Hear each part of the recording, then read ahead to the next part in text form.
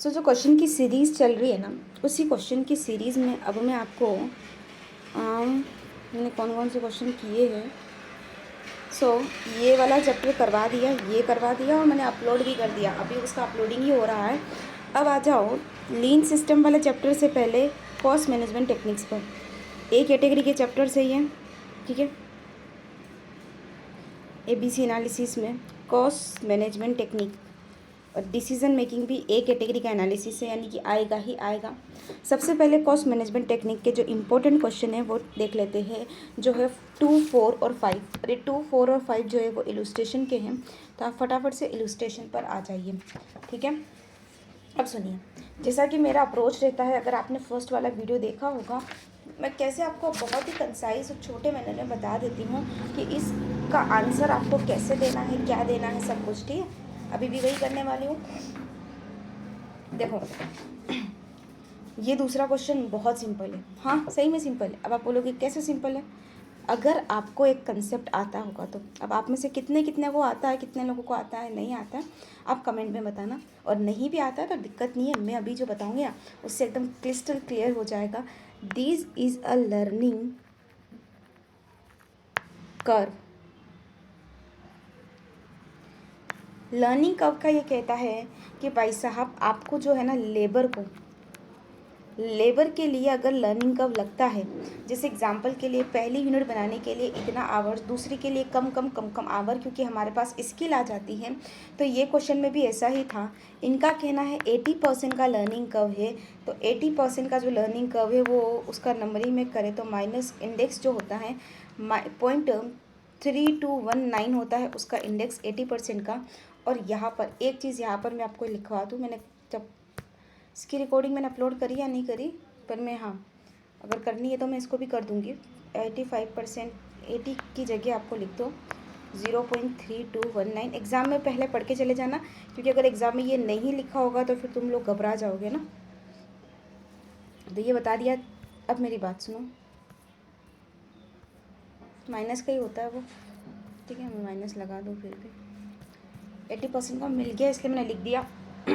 बाकी देखो, आपका फॉर्मूला बहुत सिंपल होता है। क्या होता है? ABX करके कुछ होता है क्या? इसमें आपको पता है 80% की एफिशिएंसी है, तो अपने को फॉर्मूला सॉल्व करना पड़ता है। अगर अपने को 250 बनाना है तो 250 इक्वल्स टू 30 तो A होता है, जहाँ पर अपने को पहली यूनिट बनाने के लिए टाइम लगता है, इनटू जो आपकी टोटल यूनिट्स है उस पर आपका ये इंडेक्सेशन लग जाता है, तो -3219। अब मेरी बात सुनना, इंडेक्सेशन पे आती हूँ। कैसे इसको सॉल्व करोगे? सबसे पहले ये माइनस में से प्लस में कन्वर्ट करो, ठीक है। कैसे करोगे? 1 डिवाइड बाय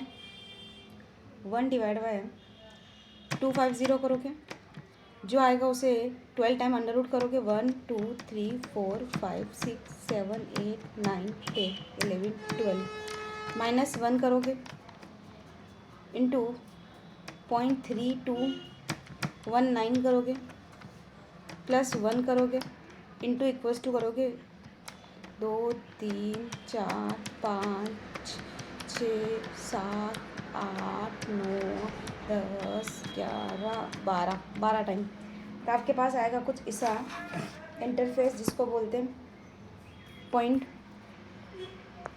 जो भी आएगा उसको आपको 30 से मल्टीप्लाई करना पड़ेगा, तो आपने किया। 5.076 आ रहा है तो 5.077 कर दो। उसको आपको 250 से मल्टीप्लाई करना पड़ेगा, ऐसे ही आपको 249 का निकालना पड़ेगा। ये आ रहा है 1269, ठीक है। पक्की बात है? ठीक है सर। तो उसके बाद अगर आपके पास लेबर का कैलकुलेशन निकल जाता है, ठीक है। 250 और 249 का डिफरेंस निकल गया। उसके बाद बची हुई डिफरेंस निकल के आपके पास टोटल लेबर आ गई आपके पास, ठीक है।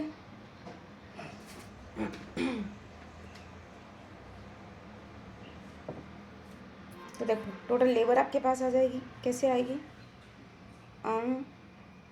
3.58 आवर्स उसके आएगी।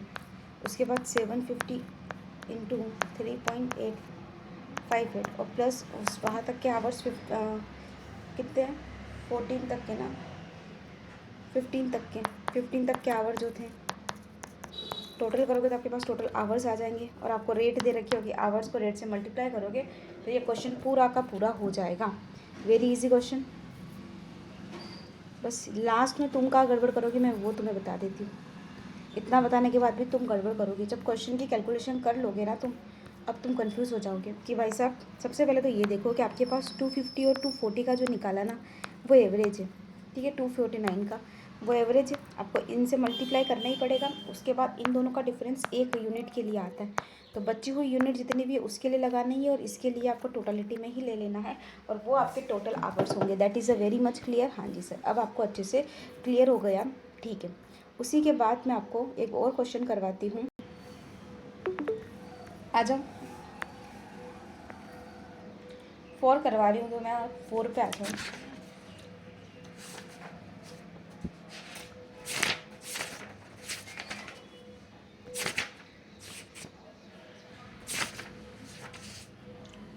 देखो 4 बहुत सिंपल है। ये कहता है कि भाई साहब कुछ कॉस्ट होती है ना। अब देखो कॉस्ट को उन्होंने बाइफरकेट कर रखा है। एक होती है डिज़ाइन कॉस्ट,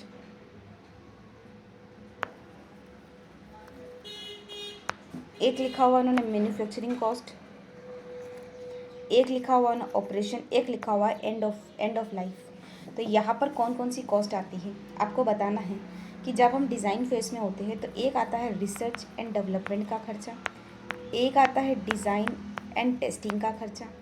फिर जब लेबर के बारे में बात होती है, मैन्युफैक्चरिंग के बारे में बात होती है तो मटेरियल, लेबर, ओवरहेड, इन सब के बारे में बात होती है।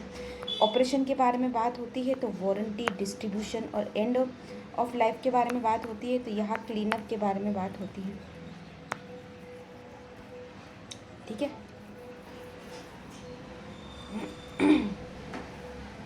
अब सुनो सर, इस क्वेश्चन के बाद क्वेश्चन नंबर 5 पर आते हैं।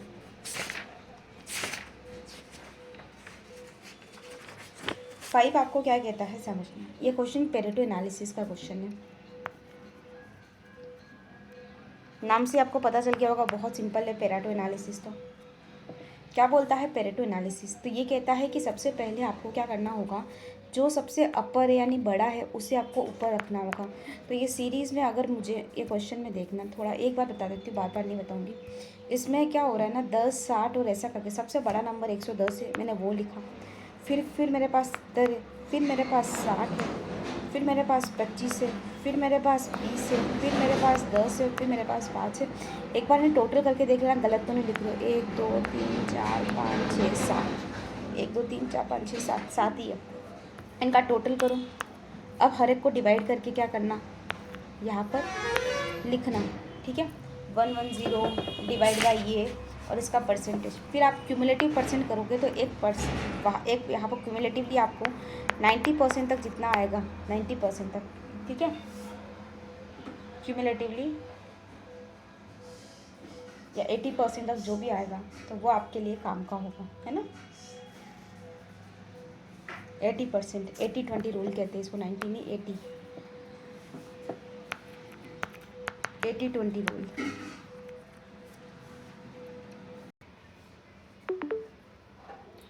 तो ये तो था अपना ये वाला क्वेश्चन। उसके बाद आता है सर इलुस्ट्रेशन के बाद टेस्ट योर नॉलेज के 2, 4, 7 और 8 के क्वेश्चन, ठीक है। आ जाओ।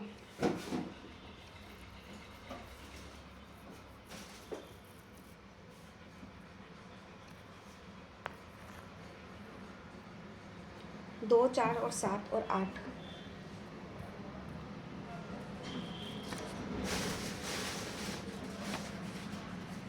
तो टेस्ट योर नॉलेज का सेकंड क्वेश्चन जो है वो अभी जो बताया ना वैसा ही है, पेरेटो एनालिसिस पर। तो इजी है और सिंपल है। यहाँ पर तो अपने को फिर भी सेल्स का है ना, इन्होंने खुद ही दे रखा निकाल के, लेकिन कंट्रीब्यूशन का अपने को व्यवस्थित करना पड़ेगा, ठीक है। उसके बाद इनका कहना है कि एक फोर्थ क्वेश्चन है, लेकिन थर्ड भी अच्छा क्वेश्चन है। उसमें जैसा जैसा पूछा है वैसा करना। टोटल पार्ट्स का पूछा है, टोटल पार्ट्स का करना। मोटर्स का पूछा है, सिर्फ मोटर का करना। चौथा क्वेश्चन जो है वो लाइफ साइकिल कॉस्टिंग का है। एग्जाम में आया हुआ क्वेश्चन है, देखो क्या बोलता है life cycle costing. Life cycle costing का क्वेश्चन है। ये कहता है कि भाई साहब जब भी हम लाइफ साइकिल कॉस्टिंग के बारे में बात करते हैं, सबसे पहले आपको पहला ही क्वेश्चन पूछा है, आपको ऑपरेटिंग इनकम निकालनी है। आपको ऑपरेटिंग इनकम निकालनी है, और अगर आपको मैं ये कहूँ कि आपको ऑपरेटिंग इनकम निकालनी है, आप कैसे निकालेंगे, तो आप क्या कहेंगे, ध्यान से सुनिए।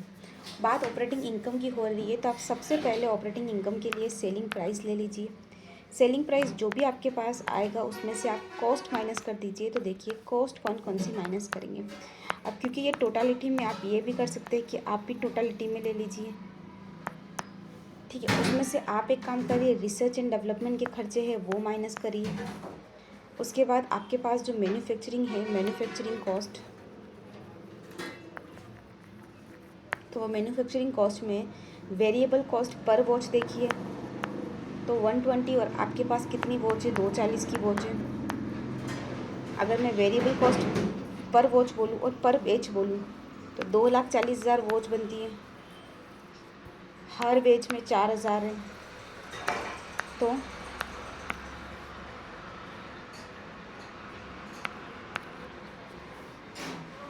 सिक्सटी आ रहा है क्या, 60 बेच।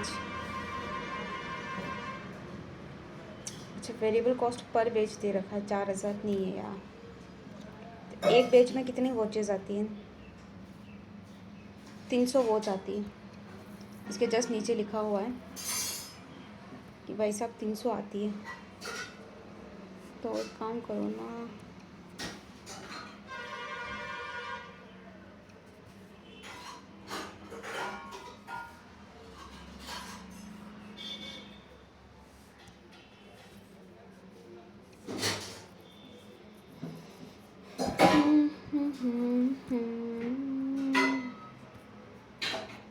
नहीं यार, रुको रुको रुको रुको, ये ख़त्म करते हैं।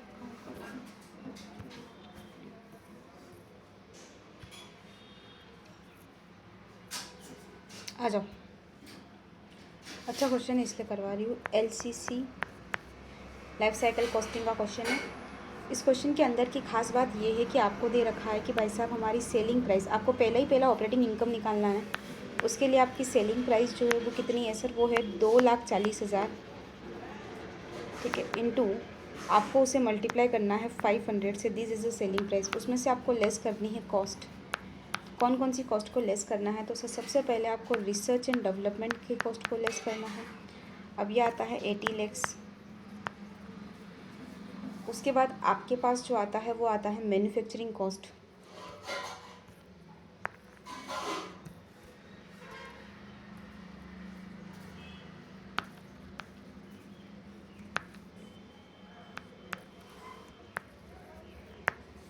मैन्युफैक्चरिंग कॉस्ट जो है वो आपको कहता है कि आपके पास जो वेरिएबल कॉस्ट पर वॉच है वो 120 है। 120 इंटू 2,40,000।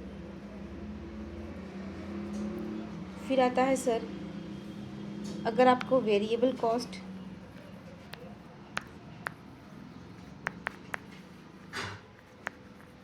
पर बेच की बात करूँ तो 2,40,000 डिवाइड बाय 300 इंटू 4,000 पर बेच आता है। फिर आता है सर आपकी वॉच पर बेच, बता दिया मैंने, वॉच पर बेच इतनी है। फिक्स कॉस्ट देखो,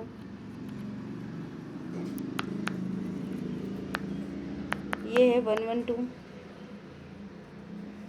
फिर आता है सर मार्केटिंग कॉस्ट,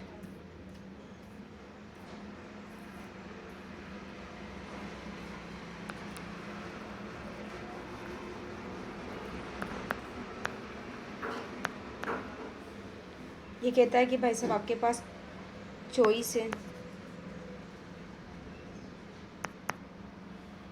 पर बेच, और वॉच पर बेच जो है ऐसा कितना है, तो यहाँ पर 2,40,000 वॉच है, डिवाइड बाय 96। फिक्स कॉस्ट क्या है,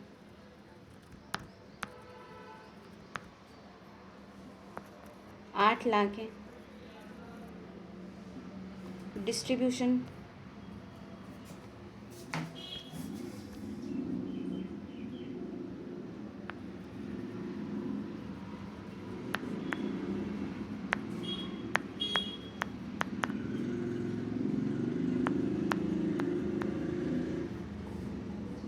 एक है फिक्स कॉस्ट, तो फिक्स कॉस्ट जो है वो है 45 lakh.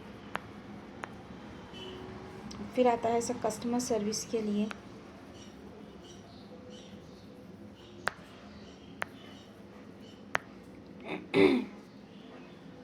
Variable cost per watch 10 into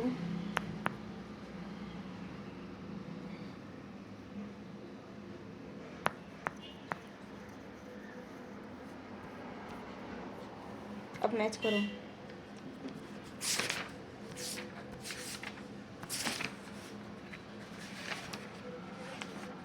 तो देखो रेवेन्यू आ रहा है, यहाँ पर आपका रिसर्च एंड डेवलपमेंट आ रहा है, यहाँ पर आपका मैन्युफैक्चरिंग आ रहा है, देन आपका बेच आ रहा है,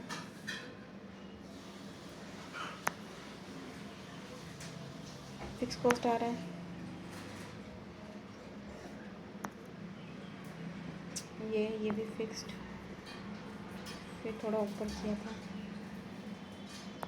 this one total cost of operating income. एक दूसरा आपसे पूछा है कि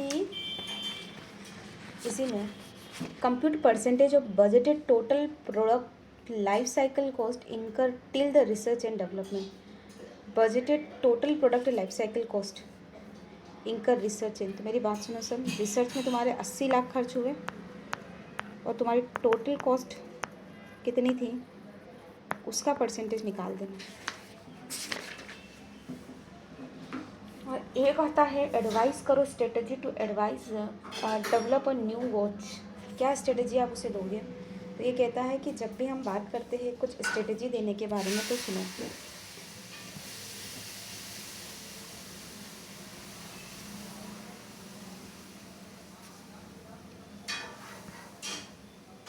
एक चार्ट बनाओ,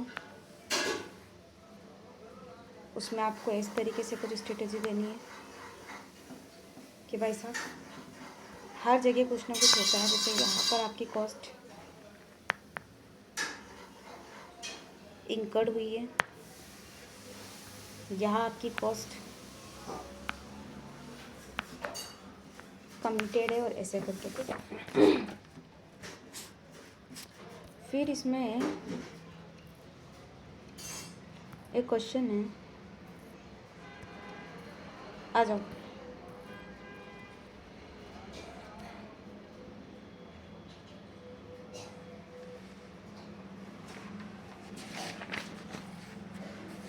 अच्छा फोर्थ वाले का सिर्फ थर्ड पार्टी इन्होंने बोला कि वो आपको पढ़ के जाना है, तो मैं आपको पढ़ा दूँ एक बार कि मैं लिखवा दूँ छोटा छोटा, सुनो इम्पोर्टेंट है भाई, लिखा है तो फिर अपन इतना ही कर रहे हैं तो फिर इतना भी पूरा करो, ठीक है। वी कैन सी, वैसे चार्ट बता दिया लेकिन फिर भी, we can see from the below figures that approximately 80% of a product cost are committed during the planning and design phase. तो क्या होता है सर, हम जब प्लानिंग एंड डिज़ाइनिंग करते हैं तो 80% जो होता है ना वो during this phase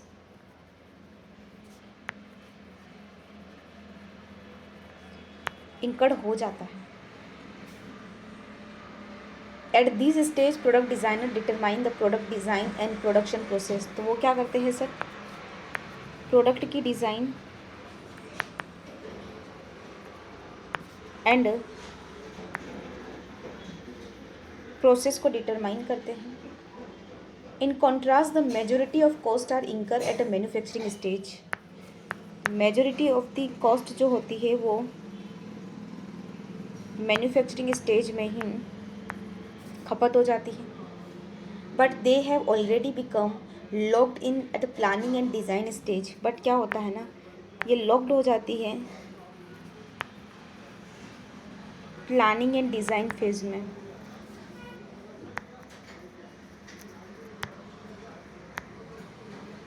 the pattern of cost commitment and insurance will differ based on the industry and specific product in production. For developing a watch, TT company lead needs to incur only 80 lakhs for its research and development and design cost. तो उसे सिर्फ क्या है, उसने जो अपने research and development में खर्चा किया उसके बारे में बोल रहे हैं। Cost management of T company limited can be most effectively exercised during the planning and design stage of its new watch and not at the manufacturing stage when the product design and process they have already been determined and cost have been committed। ठीक है, तो वही वही बात बोली है। साथ के साथ at manufacturing stage only cost containment is possible rather than on cost commitment managements and understanding of life cycle cost and how they are committed and incur at different stages throughout a product life cycle of watch will also lead to the emergence of target costing, a technique that focused on managing cost during a product planning and design phase।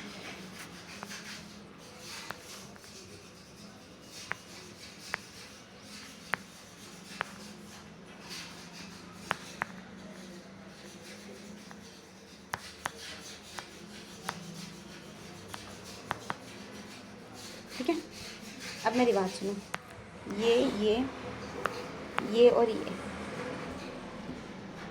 ये कुछ है वो post sale services है। ये cost जो आपने इंकर करी, ये जो आपने कमिट करी और इसके बीच में आपकी जो प्लानिंग है वो चलती, तो ये कमिट, ये इंकर हो रही है पोस्ट सेल। नाउ आ जाओ, अभी एक काम करो,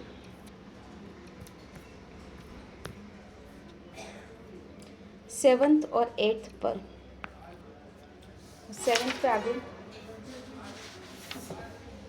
सेवन्थ वाला क्वेश्चन जो है ना वो क्या कहता है, Y Vasco limited stop using CFC and redesign its product range much before legislation introduce by government. बताओ क्यों उसे स्टॉप करना चाहिए using CFC and redesign its product range much before legislation इंकर बाय द गवर्नमेंट, देखो introduce by the government. तो यहाँ क्या हो रहा है मैं आपको बताती हूँ, वास्को के साथ क्या सिचुएशन हो रही है, आपको रीड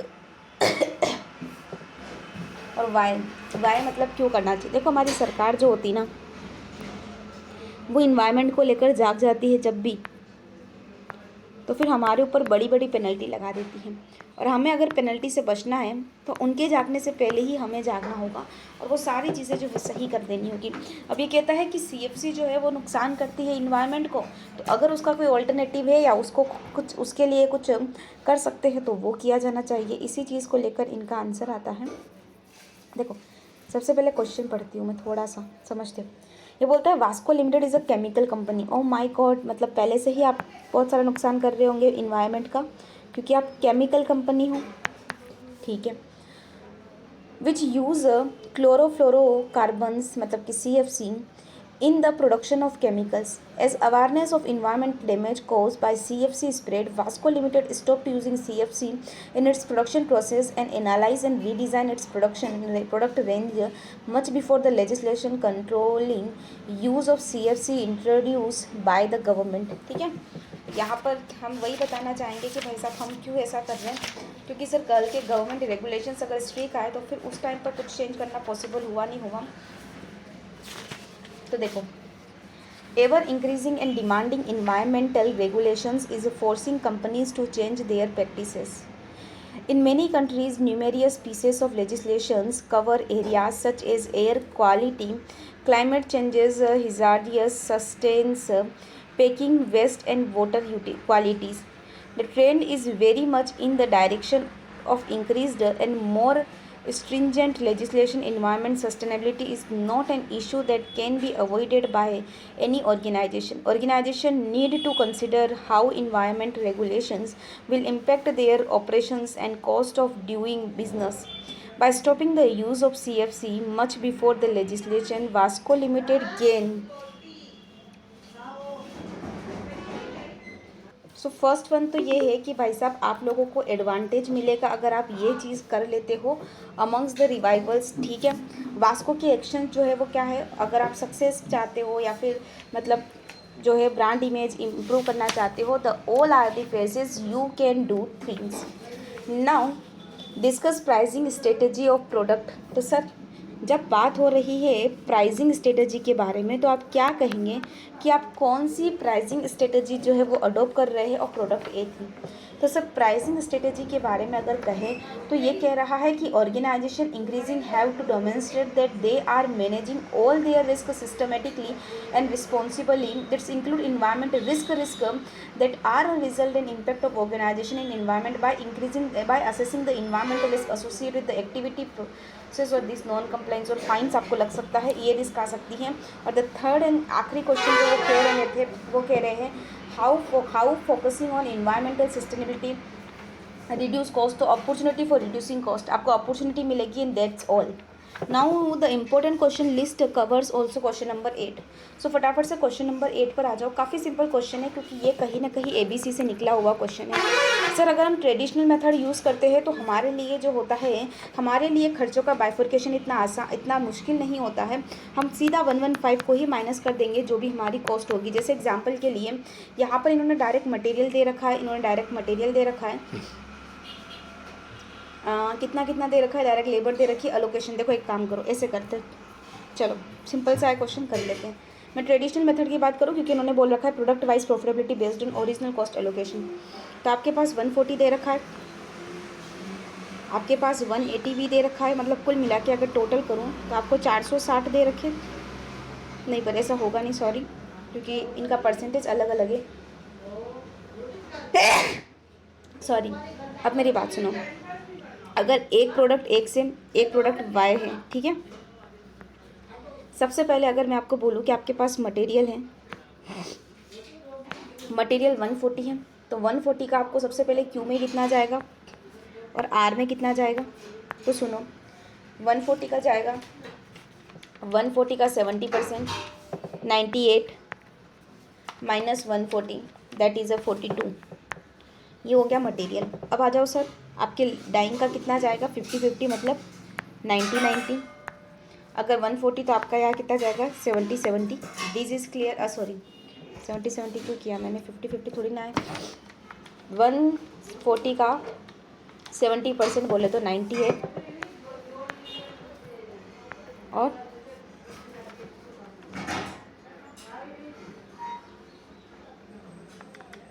140 का 30% 42। इनको आपको टोटल करना है और आपको टोटल करने के बाद जो भी मिलेगा, अब आज आपको लेबर पर आना है। क्या लेबर का भी ऐसे ही काम करना है? हाँ जी सर, लेबर को भी ऐसे ही करना है और बाद में 115 भी यहाँ लिख देना, 115 भी यहाँ लिख देना, ठीक है। लेकिन अगर इसे ABC में बांटा जाए, दूसरा क्वेश्चन ये कहता है एक्टिविटी बेस में आ जाए तो क्या होगा। तो मैंने बोला सर चीज़ें बदल जाएगी क्या? हाँ जी सर, ऑब्वियस सी बात है बदल जाएगी, पर कैसे बदलेगी। अगर मैं ABC के अंदर आऊँगी तो मुझे एक्टिविटी बेस्ड कॉस्टिंग लगानी पड़ेगी।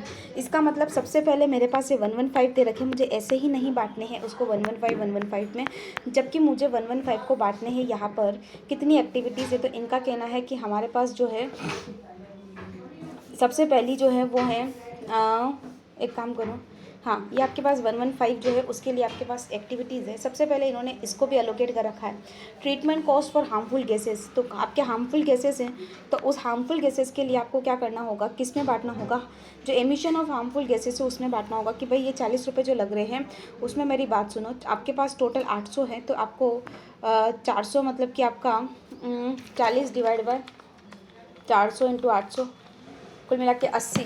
अरे यार 40 में कितना 80 आ गया, 400 डिवाइड बाय 800 ये इंटू 40 तो 20। तो आप बोलोगे कि सबसे पहले आप लोग क्या करोगे, इस 40 को, ये 40 की जो आ रही है ना 40 की कॉस्ट को आपको इन तीनों में बांटना है। तो आप 20 बांटोगे, 15 बांटोगे और 5 बांटोगे, ठीक है 40 हो गया आपका। अब इसमें आपको वापस से 2 पोर्शन करने, एक पोर्शन 70%, एक पोर्शन 30%। तो यहाँ पूरा 70 वाला ऐड करोगे उसमें ले जाओगे, 30% ऐड करके उसमें ले जाओगे। तो यहाँ इसका 70% कितना होता है 14, यहाँ कितना होता है 15 का 70% 10.5 और यहाँ कितना होता है 5 का 70% 3.5। पक्की बात है, क्लियर है।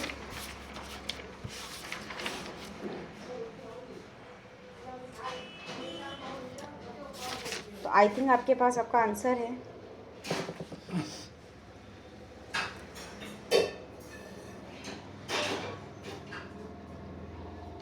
एक सेकंड, पहला वाला किया तो मैं बताती हूँ। गैसेस वाला देख रहे थे, चलो गैसेस को आपने 80 लिखा। अच्छा 80 है क्या? अच्छा 40 उसका है और 40 इसका है, टोटल तो 80 हुआ ना।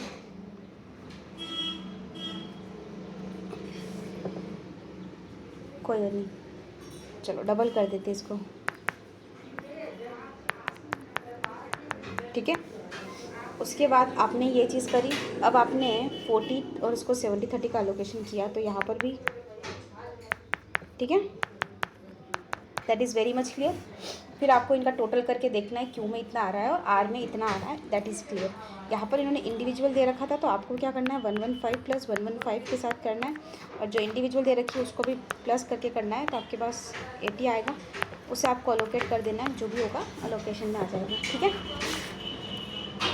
तो आई थिंक आपको ये क्वेश्चन भी कवर हो गया। कहाँ है ये क्वेश्चन? ये रहा। यस, तो इम्पोर्टेंट क्वेश्चन की जो लिस्ट है उस क्वेश्चन में अपन ने 4B 2 4 7 8 कर लिया है। 8 में गलती मत करना, वहाँ पर टोटल कॉस्ट से काम करना। केस सिनारियो आपको एक दे रखा है 4.21 पेज नंबर पर, वो से करना है, तो आप आ जाओ। 4.21 पेज नंबर पर एक केस सिनारियो है। हाँ जी सर, है तो है एक केस सिनारियो। ये कहता है ये वैल्यू एनालिसिस और फंक्शनल एनालिसिस पर एक केस सिनारियो है। वैल्यू एनालिसिस और फंक्शनल एनालिसिस पर एक केस सिनारियो है। अब ये बोलता है सीधा आपको एडवाइस देनी है कि भाई साहब कैसे हम इम्प्रूव कर सकते हैं cost, profit, sales, volume, value analysis को और फंक्शन एनालिसिस के थ्रू। तो मैं आपको कुछ बातें बताती हूँ पहले कि ये होता क्या है। जब आपसे कोई कहता है ना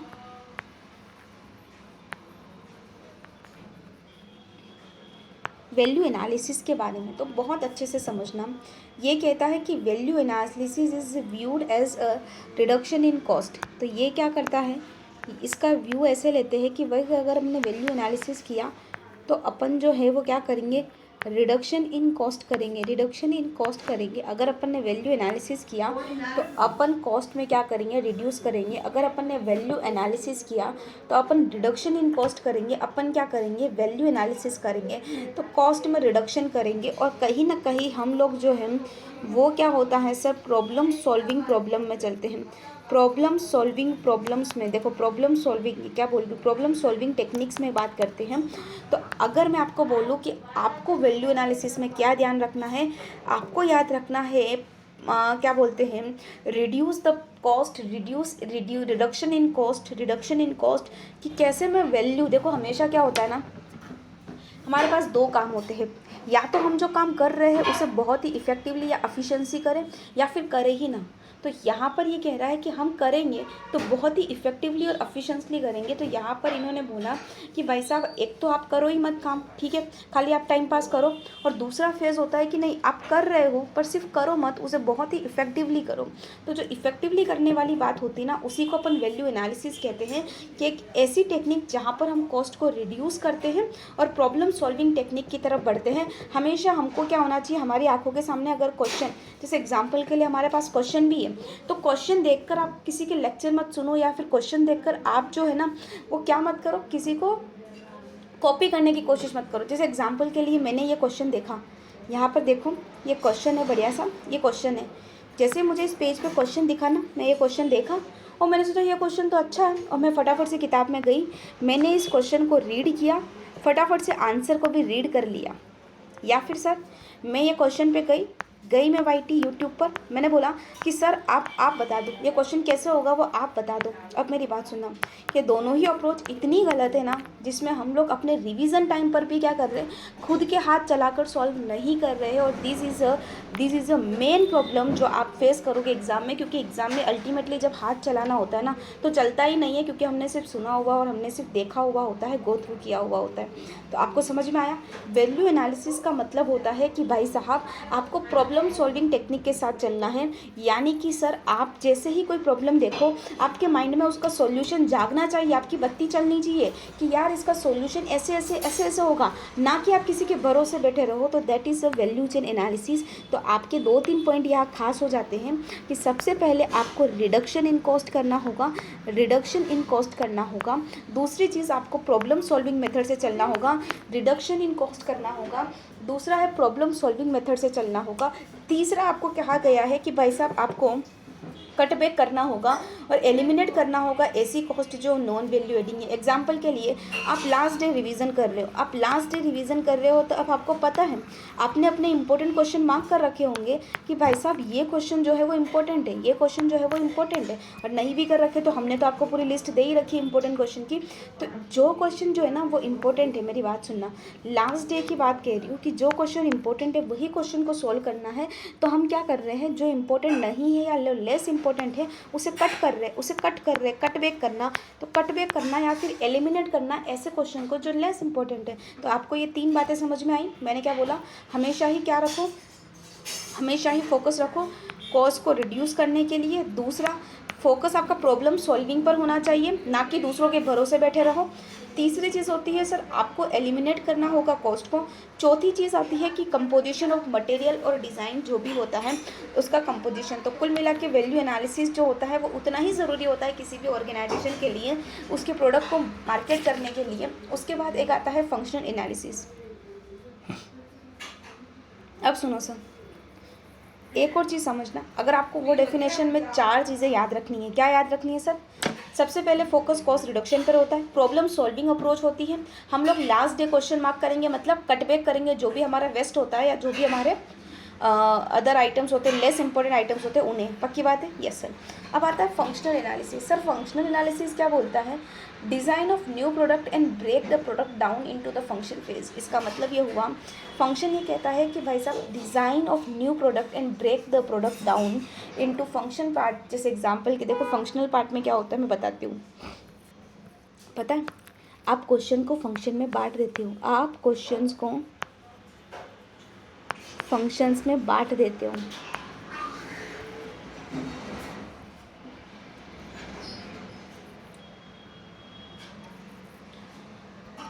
नाउ ये क्वेश्चन आपको काम आएगा, क्वेश्चन नंबर 12 है, ये उस मॉड्यूल का 3rd नंबर का।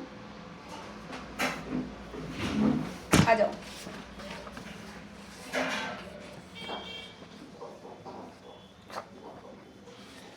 देखो 12वां क्या कहता है।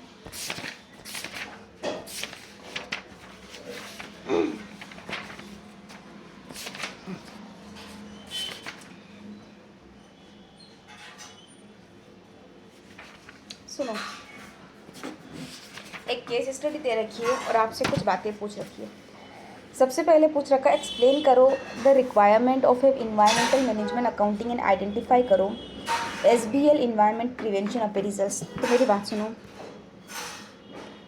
ईमा क्या होता है और ईमा को एक्सप्लेन करो। ईमा क्या होता है और ईमा को एक्सप्लेन करो। तो आपको सबसे पहले ईमा के बारे में बताना है कि environmental management accounting generation in analysis of both financial और non financial informations in order to support internal environment management processes, identification, prioritizations, qualifications regarding of environment cost into business decisions। फिर आता है, जब हम इसके बेनिफिट्स के बारे में बात करते हैं, EMA के बाद हम इसके बेनिफिट्स के बारे में बात करते हैं। तो बेनिफिट्स क्या कहता है, ध्यान से सुन। बेनिफिट्स कहता है कि हम लोग प्रोडक्ट की pricing, budgeting, investment appraisals, calculation, investment options, design, calculating cost, qualified perform, इसके बारे में बात करते हैं। तो इन्वायरमेंटल क्या होता है, उसके बेनिफिट क्या होते हैं, और फिर इन्वायरमेंट की कॉस्ट को हम कैसे कैसे बांटते हैं। तो prevention, appraisals, failure, internal external failure. ठीक है। उसके बाद दूसरा क्वेश्चन आपको दे रखा है कि भाई साहब activity based costing, life cycle costing, input output ratio को समझाओ। तो ये कहता है कि जब हम एक्टिविटी बेस्ड कॉस्टिंग के बारे में बात करते हैं तो हम एक एक्टिविटी का पता लगाने की कोशिश करते हैं। जैसे अगर हम प्लांटिंग ऑफ ट्री कर रहे हैं तो ABC से हम ये देखते हैं कि कितना नंबर ऑफ ट्री प्लांट किया। ट्रीटमेंट ऑफ नाइट्रोजन ऑक्साइड कर रहे हैं तो वैल्यू देखते हैं। सॉलिड वेस्ट रिमूवल कर रहे हैं तो उसका वॉल्यूम देखते हैं। रिसर्च एंड डेवलपमेंट है तो अपन मेन आवर्स देखते हैं। फिर आता है एक्सप्लेन करो नॉन फाइनेंशियल कंसिडरेशन। तो सर नॉन फाइनेंशियल कंसिडरेशन जो है वो क्या कहता है, जो भी आपके पास सेफ्टी मॉनिटरिंग और ये सब कुछ जो है वो आते हैं नॉन फाइनेंशियल कंसिडरेशन पे। तो ये बोलता है customers and employees satisfy, innovations and quality, long term organisation strategy. ठीक है, पक्की बात है। अब आ जाओ सर क्वेश्चन आपके इस चैप्टर नंबर 5 पर, डिसीजन मेकिंग।